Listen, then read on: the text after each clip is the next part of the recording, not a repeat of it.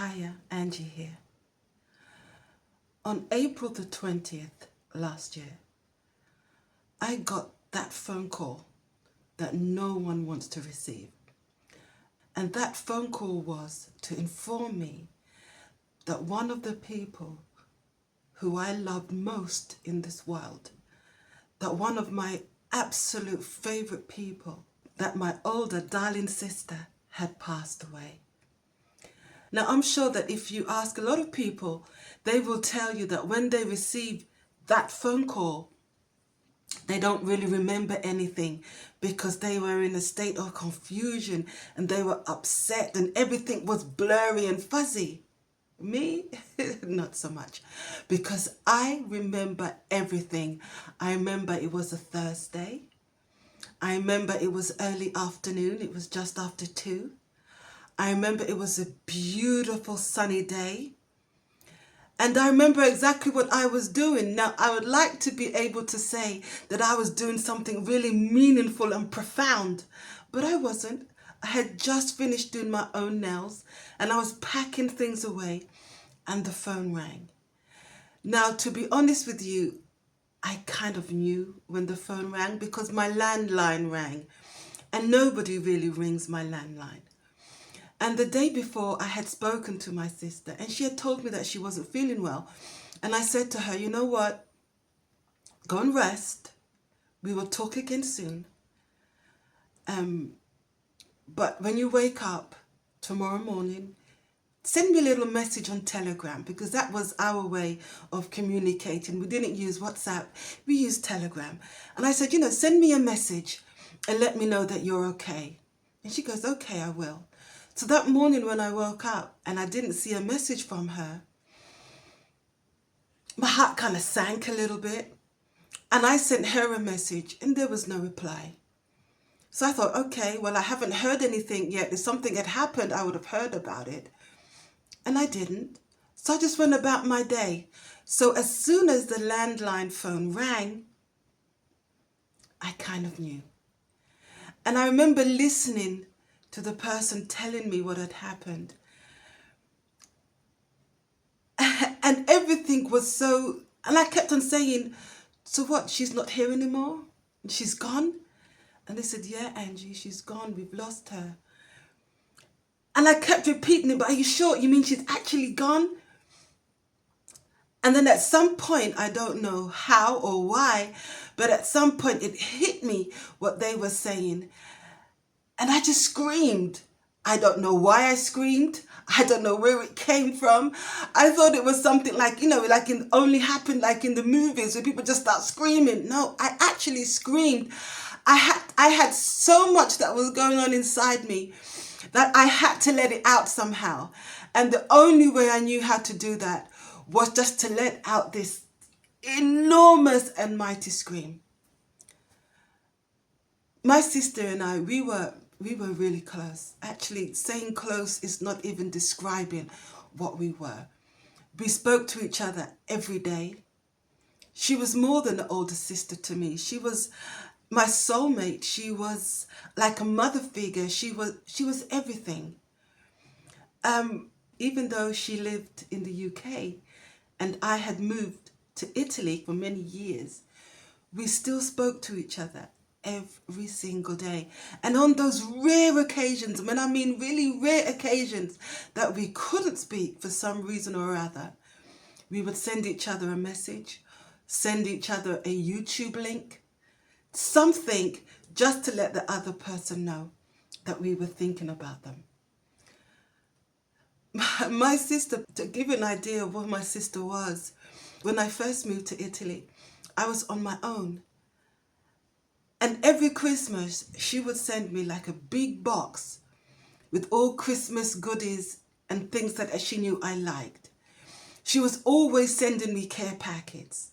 And we didn't have a lot of money back then. And she had her family. And she used to pack them all into a box. And she never had a car at the time. And she would carry this heavy box to the post office to post them to me.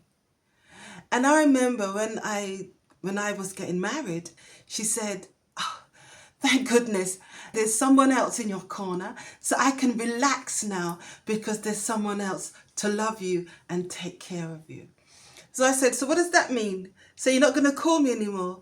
And she goes, I can't be intruding and calling you every day and interrupting husband and wife time. And I remember saying, you're right. Because the truth is, we heard from each other even more after I got married.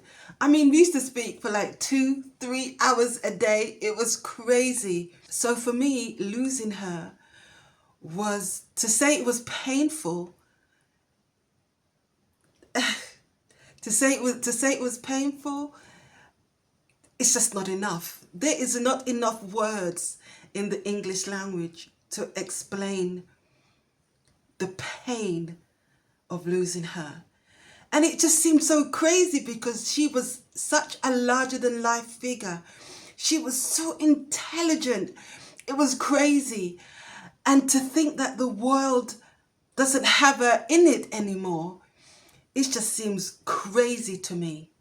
One of the emotions I remember feeling back then was seeing people going about their daily lives, running for the bus, shopping at the supermarket, flicking through their phone, just doing normal everyday things. And I remember thinking, these people are just living their lives, doing normal things. Don't they realize that my life has changed forever?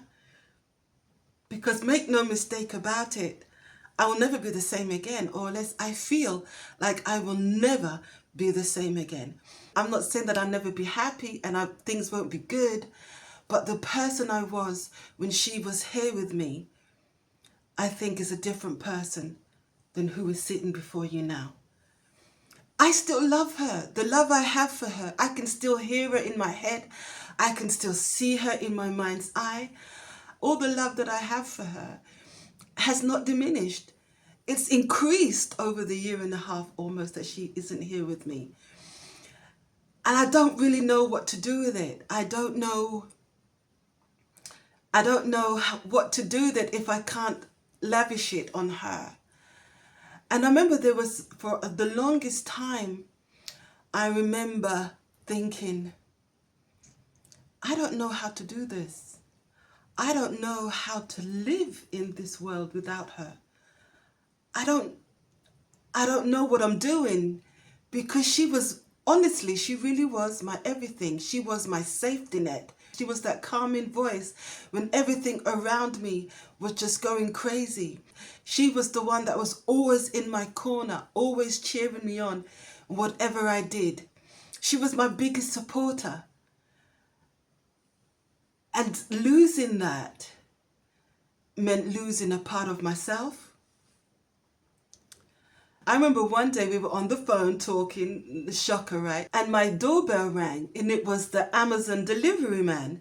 And he had bought me a packet. And she sort of said, let me see what you got. Open it up and let me see what you got. So I opened it up, and it was nothing exciting. It was an electric toothbrush. And she said, hold on a second. And she went away. And then she came back and she held up her toothbrush. And it was exactly the same as my one. The only thing that hers was in white and mine was black. And that is an example of hundreds and hundreds of things. We bought like the same clothes and she didn't know. Things like cups and plates and, furniture, things that we didn't even speak about. And we realized that we had the same. That's how close we were.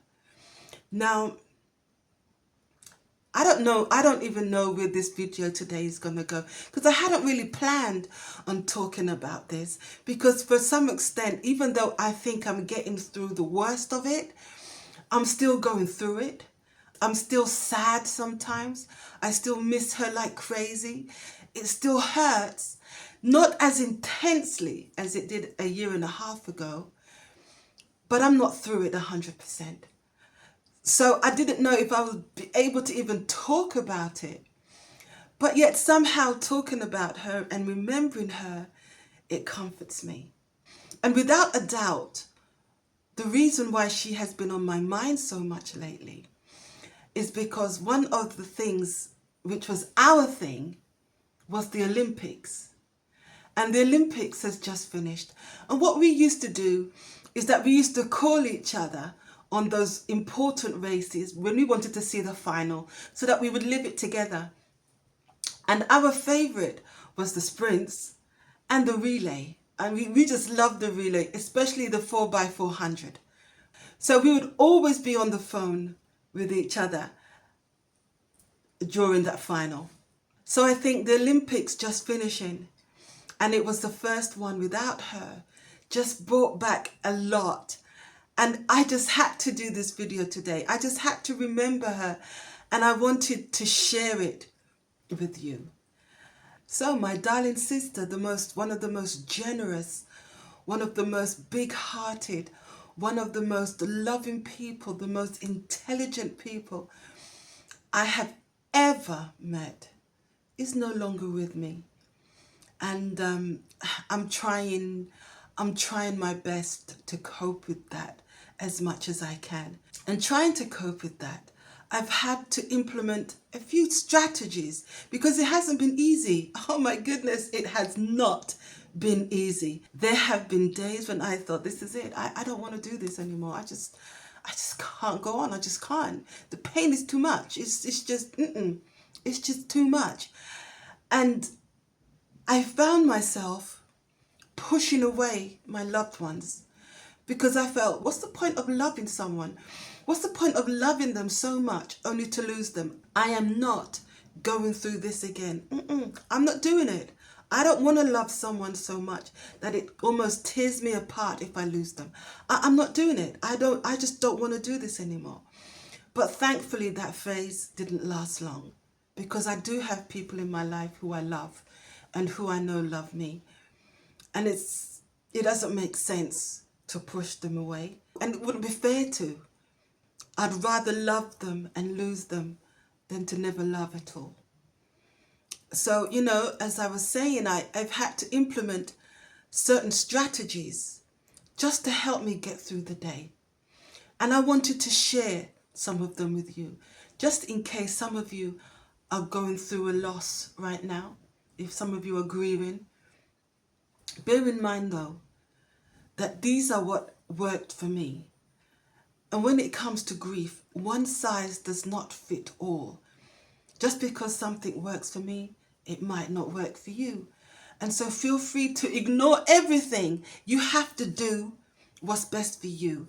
And you have to do what works for you and helps you get through it in the best way possible. So if you're ready, I'm ready. I'm not going anywhere.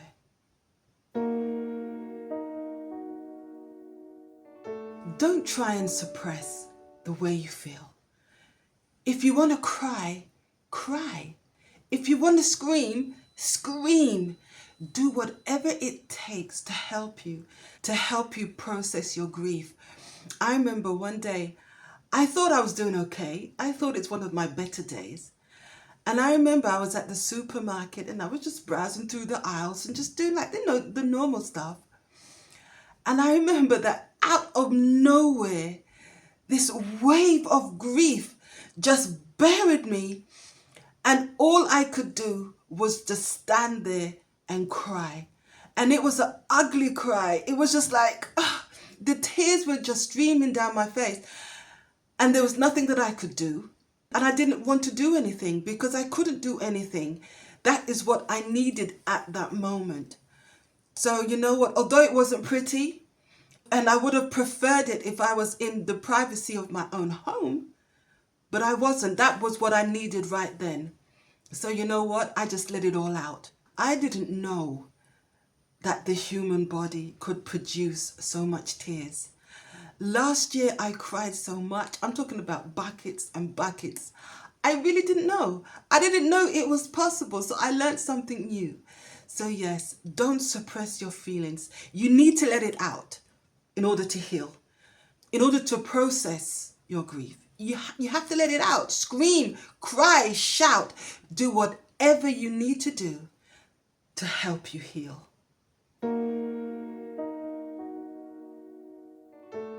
Now, as I said earlier, There's not one size fit all when it comes to grief. There are some people that when they're grieving, they close themselves off. They want to be alone. They don't want to see anyone. I'm the opposite of that. I like to talk about my sister. I want to remember her. I want to have a conversation. I don't mind being amongst other people. So if that's what you need, don't be afraid to seek support from others and from other loved ones. I don't know, quite frankly, what I would have done without my loved ones. I don't know. I don't know if I would have made it through. Probably not. And of course, I have another sister. I have my younger sister. And having her has been an absolute blessing that I can't even find the words. And the fact that she knew exactly my pain because she was going through it too helped a lot. And it made us get closer because although we were always close, it was a different kind of relationship that I had with Veronica. So it drew us closer, and that's a blessing. I kind of rediscovered my little sister, and I love that. So yes, the support of others can be amazing. If you have those people in your life that can be a support for you, don't be afraid to lean on them. Ask for help. It's just that sometimes people don't know how to support you, because sometimes people think, should I leave them alone in their grief, or should I be present and make my presence felt? And even though we're suffering and we're in pain, a little bit we have to understand that too, that people may not always know how to be around us and how to be a support. So whatever it is you need, don't be afraid to lean on the people around you, the people that love and support you. Ask for help and seek support from loved ones.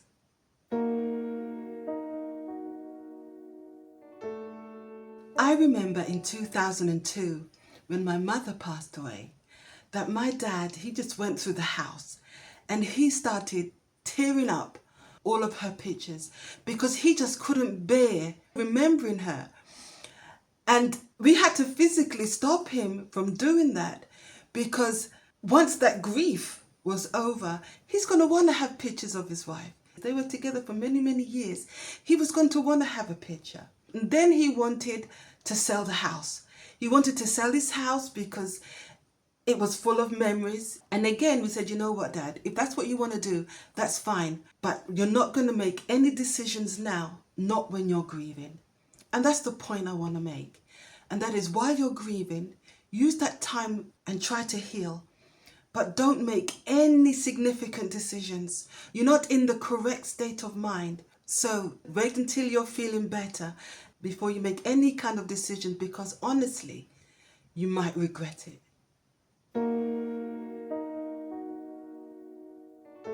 Now, this is something that you might not want to do while you're still hurting, but that is engage in some form of creative expression.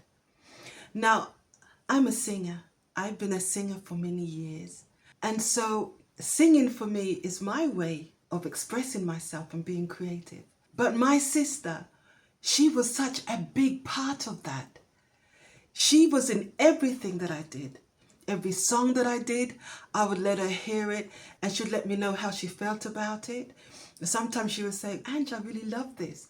Or sometimes she would say, yeah, the hook, it's not hooking the way it should. It's not getting to me the way it should. So for the longest time, after she had passed away, I found it really hard to sing because I knew that she wasn't there anymore. She wasn't there anymore to hear it. And I just couldn't find it within myself to do music. And that was such a bummer because music is my life, right? So that was really, really hard. I just couldn't do it. And then I remembered that we used to speak about writing a book, and she used to say to me, you should write a book. And it's something that, life gets in the way, and I was so busy and touring and doing all kinds of stuff that I never had the chance to do it. So I thought, okay, this is a good time. So you know what? I started to write a book. Now it's a romance, but being me, it can't just be just a normal old romance. It's got like a dark twist to it, and it's very spicy.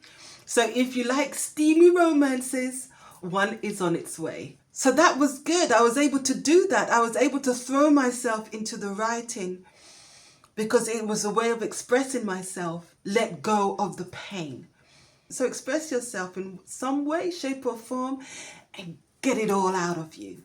Again, this will help you in your healing process because it really did help me.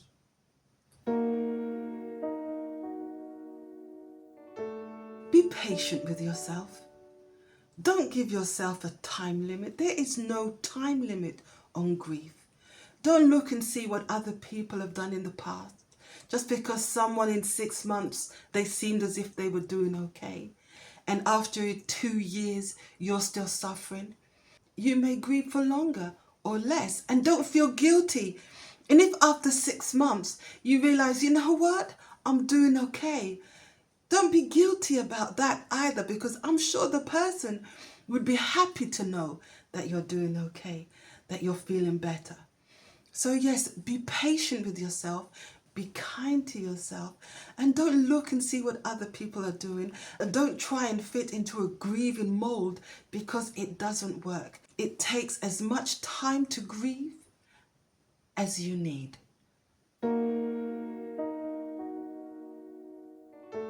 Now sometimes, try as you might, with all the support of loved ones, you're still feeling overwhelmed. You're still deeply sad and you can't shake that sorrow. You can't shake it and you might feel you need extra help. Don't be afraid to do that and don't be embarrassed to do that. If you need extra help, go and see a grief counselor or a therapist. Even go to see the pastor of your church. Somebody who knows how to guide you through it. They might be able to prescribe something for you. So don't be afraid or embarrassed to seek professional help if need be.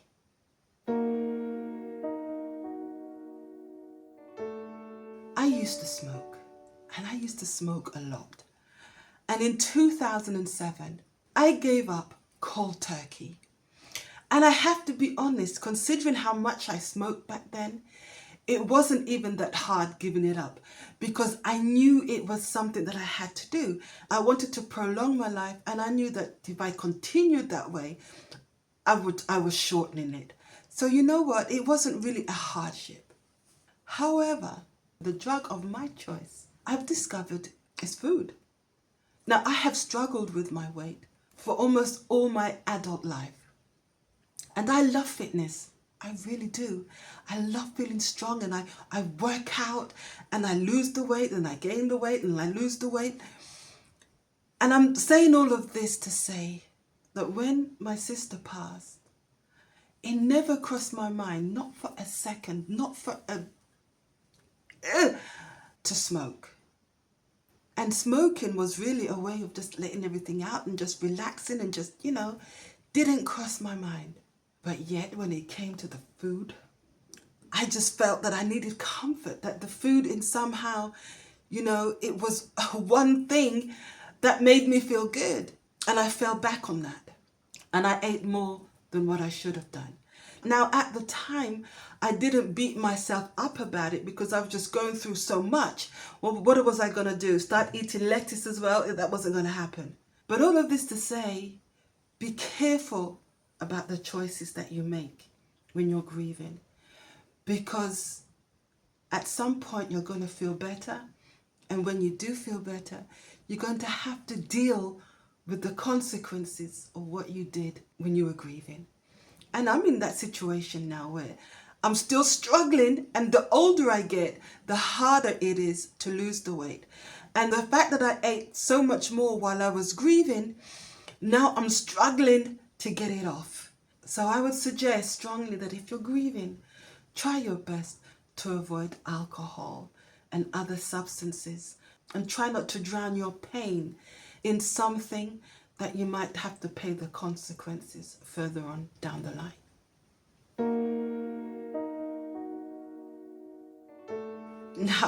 Now when you're grieving, You have to set realistic goals for yourself. And what I mean by that is there are certain things you just can't do. And you can't do because, let me speak for me. The first few weeks after my sister passed, getting out of bed, I mean, just the physical action of pulling back the sheets and getting out of the bed was tantamount to me climbing the highest mountain. I just couldn't do it. It was just really hard. And then once I conquered that, getting out of the bed, I had to try and put one foot in front of the other and to walk. And again, that was really hard. So I had to set little goals for myself, which was, Angie, get up and go and brush your teeth, and get up and have a shower. Get up and have breakfast with your family. Get up and try to clean the house. I had to tell myself and program it and plan it and set these little goals, things that I did normally without, no one had to tell me to clean my house. No one had to tell me to shower, but I had to tell myself in that time because everything, it just seemed like I was just working against my body, that everything was just so hard, so physically hard. And every time I did something, I got up and I brushed my teeth. It was like, you go girl, you did it. You did it. Now tomorrow, let's see if you can brush your hair. You know, just things like that. So yes, don't be setting big goals like, you know what, I have to paint the house, or I have to go to some dinner party, or I have to go somewhere. No. What's a little goal for you? And be proud of yourself when you achieve them, because I know that every step you take when you're grieving, every step that you take, it's hard. Every movement, every little movement that you do, it's really hard. So be proud of yourself when you accomplish, when you achieve those little goals.